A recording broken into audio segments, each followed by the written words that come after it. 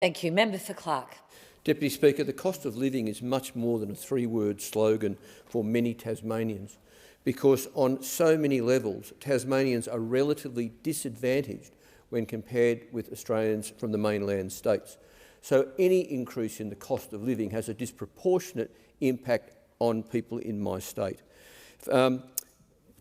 To illustrate the disadvantage, let's start with weekly earnings. In Tasmania, the average weekly earnings is approximately $1,000 a week, which is 17% less than average weekly earnings on the mainland, where it's about $1,200.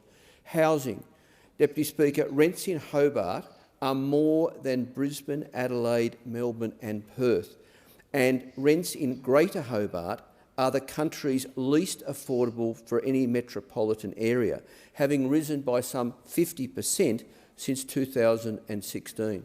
And it's no better for those who would seek to buy, Deputy Speaker. In fact, over the last 20 years, residential property has increased in value in Tasmania by 300%, whereas on the mainland, residential property over the last 20 years has on average increased by only 193%. No wonder, Deputy Speaker, there's something like 4,500 Tasmanians on the public housing waiting list out of a population of only about 500,000 people. And the average waiting time for a priority applicant for public housing in Tasmania is now 72 weeks, Deputy Speaker. It's no better in the health space because Tasmanians, and this is well documented, are on average older and sicker than Australians on the mainland. And we have one of the worst bulk billing rates of any of the 6 states of the Commonwealth. Fuel prices, Deputy Speaker, are routinely much higher in Tasmania and particularly in Hobart than compared with other states and mainland capitals. We have a higher reliance on government pensions and payments, and in fact something like 30% of Tasmanian households rely solely on government pensions and payments. And I'm not just talking about job seeker and the rate of job seeker here, Deputy Speaker. Put yourself in the shoes of someone on the age pension or the DSP having to pay $300, $400 a week in rent. It's simply unachievable. And of course Tasmania is not immune from the national gas and electricity price rises. Deputy Speaker, this can be fixed. The government, the previous government, this government, has the tools at its disposal. For example, with housing, we really need to increase the Commonwealth Rent Assistance. We really need investment housing tax reform.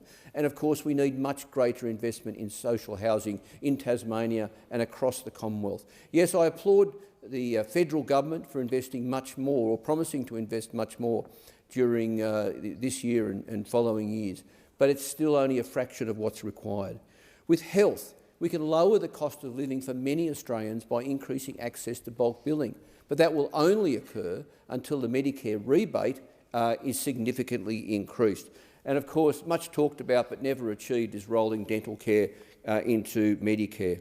Fuel prices, Deputy Speaker, let's give the ACCC the teeth to rein in the profiteers, because when petrol in Hobart is 20 cents a litre more than the cost of petrol, or diesel for that matter, in Melbourne or Sydney, and the cost of moving that fuel to Tasmania might be $0.01 a litre, then there's only one explanation, and that's profiteering, Deputy Speaker.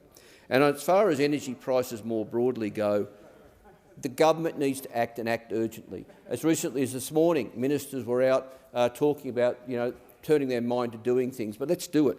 Let's cap prices. Let's have a super profits tax. Let's have a national gas reserve. We can afford this, Deputy Speaker. Ditch the stage 3 tax cuts, tax the wealthy companies and individuals, and let's reprioritise the federal budget.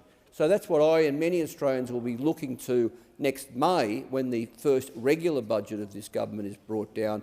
Will it reprioritise, and will it do things to genuinely lower the cost of living for many Australians? Deputy Speaker, the government and some speakers here today are making much of the budget 2 weeks ago. And yes, there were some very welcome measures there to relieve the cost of living, but it's only a start. And I am pleased that the crossbench today has offered the new government any number of suggestions that could be included in the May budget. Thank you, Deputy Speaker.